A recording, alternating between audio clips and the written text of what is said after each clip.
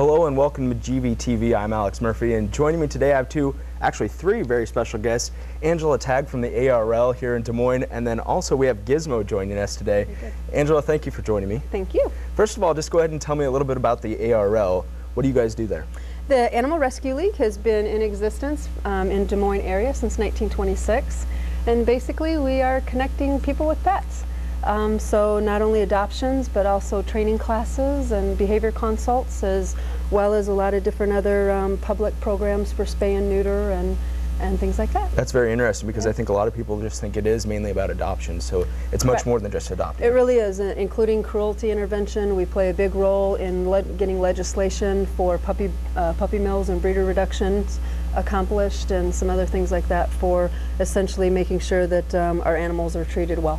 Go ahead and just tell me, how many animals do you have, and what kind of animals do you have at the ARL? I'm sure it's a wide variety. Crazy numbers. Now, the current location of the Animal Rescue League, they built a new building about 3 years ago, and it's 46,000 square feet just in that location, and we can hold upwards of 800 animals there. And that we also have a fully intact barn. So we have horses. Right now we have roosters. We have a duck.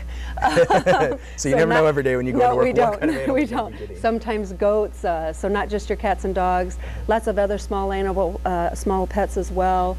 We have a chinchilla right now. So you name it. The only thing we don't adopt out from our locations would be snakes. And with that, we work with wildlife rescue groups instead. And then, of course, some of the different wildlife that maybe somebody might get in their backyard, like coons and things like that, that will then turn over to wildlife rescue instead. Okay, definitely. Well, you brought along Gizmo today. I did. So we're going to learn what from Gizmo? Well, Gizmo is a little Papillon, and he is one of our adoptables. He's about 3 to 4 years old. And I have not yet worked with Gizmo. I just got him out of adoption this morning to come show you. And does that make it a challenge? You just go and find a dog? Are all of them trainable? You know, every dog is trainable. And the version of training that we use at ARL is called positive reinforcement based. And we use a clicker. And my clicker's on my wrong hand here. And a clicker is literally just a sound in space that tells the animal that, yes, that's the behavior I'm looking for, and a treat is coming. So it's what we call a bridge. It's just basically a communication device. Okay. So it works a little easier than telling him good boy, because just the space and time that takes is a lot faster than if I were to actually try to use the words. Okay. And also it's a very unique sound, so he's not having to try and pick out of all of our verbals that we use which ones are intended for him. And that can be much different. Yep, and the clicker training, this is all based off of good old science. This is operant conditioning stuff, and it's how the sea world mammals get trained, the dolphins, etc. So it works quite nicely. So your question as to whether is it hard? No, not really. You just have to take the learner from wherever they are today and move them forward. And how do you see how far they've come along? And is there a specific age at what you need to start? No. Is it better to start a dog at a puppy, you know, or is it we can train any animal is trainable. Sometimes if they have a history, you're going to have to be a little more patient with them, and you might have to be a little more clear, because they have, you know, some foundation that might not be the best. But you betcha, they are all trainable, and this is the magic. Is there any hard part to training? Is patience a key? Yeah, okay, there you go. Maybe patience. I would imagine. Patience, and probably for some people the timing is to make sure you're marking the behavior you want. So observing the little guy in all of its shapes and sizes to make sure that you're marking the right behavior. And then just becoming a good observation for yourself, so that you can watch the animal to make sure you're communicating with them what the right idea is. Okay, exactly. So let's go ahead and so I'm gonna, since I brought a short guy, we're gonna have to go to the floor here. Okay. So Gizmo's not a dog that I've actually pre-trained at all, though I do think he knows some sits. So we're gonna warm him up with a few things that he knows first, just so he's comfortable. Can you sit? Good. And you'll notice I make the clicking click noise. Tell me about the clicking noise. Right. Then. So that click is telling him sit when he did it right. Okay. And then the treat follows the click. Good. And he stayed in that sit. And how many times do you have to use a click before he catches on? You know, the click was what? That's going to depend upon the animal itself. Just like how we learn individually, so do they. So some dogs are going to be very fast at picking this up. Okay. And I'm going to wait till all 4 feet were on the floor there, because I didn't want to teach him to jump up on me. Okay. And I'm going to click him for staying put. Now, just to show that we can get him to go off here, I'm just going to throw a treat off to the side, see if he'll offer a sit. quite yet. So I'm going to go ahead and lure this sit. Good. You expect them after a while to maybe just go ahead and offer it. Okay. And then I can still click those, and that's kind of when you actually know that the learner is getting the concepts. Okay, yeah, definitely. All right, we're going to lure him over here. So is there a time in a person's life when they should, if they're going to take the time to train him, you obviously don't want to be a busy person who's never going to be at home because you're going to need a lot of time to spend with this Well, dog. you know, you can get, in all honesty, you can get a ton of training done in 5 minutes while you're making supper. Really? Yeah. Okay, well that's good to know. So, you know, every opportunity is a learning opportunity, and what you really have to do is think that I'm not, going to do a training session, that I'm just training all the time. Okay. It's just like raising kids. You don't go, okay, for the next 20 minutes I'm going to raise my kid. You actually do it continually. Yeah. And so if people consider it, he didn't like that treat. Just, he didn't take that one. He likes the hot dogs. So yeah, he's a cool little guy. We can also show a little loose leash walking here and how you would start that process. And how old is Gizmo? Gizmo's about 3.5. Okay. Okay. All right, so we're going to come over here.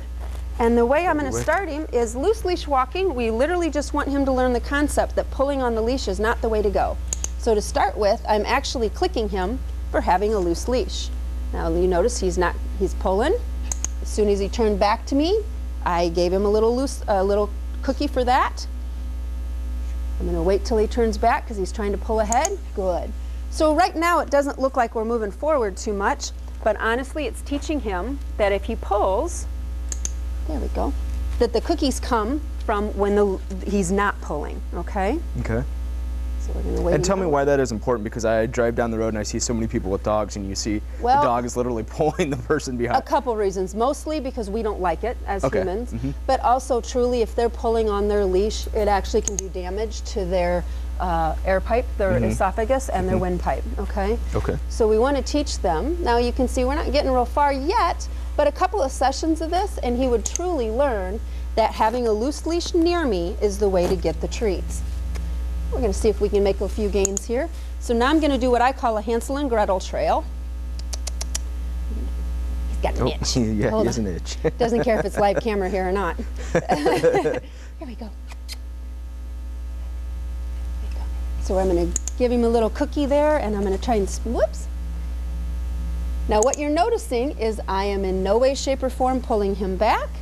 I'm not correcting him. I'm just giving him rewards for when he does it correctly. And how often should a person do something like this? I mean, if you do it, like you said, it only takes 5 minutes. Should you do it once a day, once a week? As many times as you can sneak in there each day. I wouldn't want to do it once a week, because then what you're going to get is a dog who only knows a little bit, and it's going to take a long time to train it. And then once they accomplish it, you're probably going to want to keep doing it all the time so they don't forget that. Correct. And part of clicker training is that a lot of people are worried that they're going to, I'm going to bend down and get him. A lot of people are going to be worried that they have to treat a behavior for the rest of the animal's life. And they really don't. Once you're through the beginning stages, you can actually vary the treats. So maybe they're getting a treat to begin with for every step that the leash is loose. Okay. And then eventually you're going to work to every 3 steps, every 5 steps, 15 steps, 20, 30. So they don't expect it after each one, and they're actually learning and extending then. Okay? Yeah, definitely. Okay. So he's kind of cool little guy. Yes, he is. Is there anything else we should know about training a brand new dog like this? Like you said earlier, just a lot of patience and letting them get accustomed to your environment first before your expectations kind of get real high. Okay. So a lot of just bonding to begin with, and then a little at a time doing that training. Definitely, and I think you have another dog for us. Let me go off camera and put this one off here. That sounds great. We have a few toys also. Will these toys be used? They will. Those are going to be Sage's rewards. Very nice. Although and tell me about Sage. Sage is my personal dog. She's 8.5-year-old Border Collie. And what I thought I'd bring her out to do is show a little bit of where you started with one dog and where you can end with the other. Okay. Now we use treats for the last dog, but this dog we're going to use toys for. Okay. Though she'll probably pick up those extra treats on the ground. I'm also going to go ahead and take her leash off. Okay, and Sage is how old? Sage is 8.5. Okay. Okay, so she's getting up there in years. But what I want to show here is that toys can be used for the same thing as the treats were, as the reward. But the learner gets to decide what they find rewarding, okay? So we're going to let her play a little tug to get her warmed up. She likes to play tug. That's what does it for her. And she's a very special kind of dog. She correct? is. She is actually a search and rescue dog as well. And tell me what that means. She actually goes out and searches for live and deceased humans both in a wilderness setting. So she will go out into wooded areas, cornfields, etc., and be able to do search So work. she's very advanced in her training. She is very advanced in her training, and she taught me everything I know. so it is because of this dog that I actually learned a lot of training techniques. And how many years has she been a search dog? 7.5. So Wow, since she was so- about a year. yeah. Bow. Good. Oops, bow. And how often is she used on that search team? We train quite a bit. In Iowa, we don't get a ton of call-outs. So several times a year, maybe 15 times a year or so. Okay. But enough that we still do the training twice a week, even after all these years. Okay. Mine. Now, I think part of this is we're going to have you try to teach her something, right? So we're going to ask her for a sit. And you can see sometimes even the well-trained dog doesn't listen. Come on, sit. She does not like to do sits because sit is an end of action in her mind. Sit. Here you go. Good. Stay. So I'm going to have you teach her to B-A-R-K on a different cue. Okay? So her current cue, and I'll face you, is this with your hand, with your right hand. But we're going to have you pick a unique word and teach her to do that same action on the new unique word. Whoops. Okay. Come here. So what word would you like to use? I am a Green Bay Packers fan, so we're going to have to say Packers. Okay. All right. So what we're going to do, Puppy Sage, can you sit? Good girl. Here you go. Sit. Good. Stay. So to warm her up, okay, in the theory of training, you use new cue and then old cue. Okay. So you're going to say your word, and then I'm going to give her the actual cue for it. Okay. Packers. Yes. Very nice. Do it again. Packers. Again. Packers. And you notice I'm pairing it very quickly. Position up. Do it again. Packers. That was a double. That was a bonus. She really now wants we're that treat. Now we're going to space it out a little bit. You say your word. Packers. Good. We'll see if we can get one on just your word. Say it. Packers. Not yet. She doesn't have it quite down there yet. Do it again. Packers. There. There See it how worked. quick- yep, Well, see how thank you quick very that- much, Angela. I think we are out of time. Really? This is Angela Tague of the ARL. You can go there and adopt pets. They also have many other classes. Thank you again for Thank you joining me very much. today, and it was very nice to meet Thank you and you. your dogs. Thank you you. for joining us today on GVTV. I'm Alex Great. Murphy. Thank you.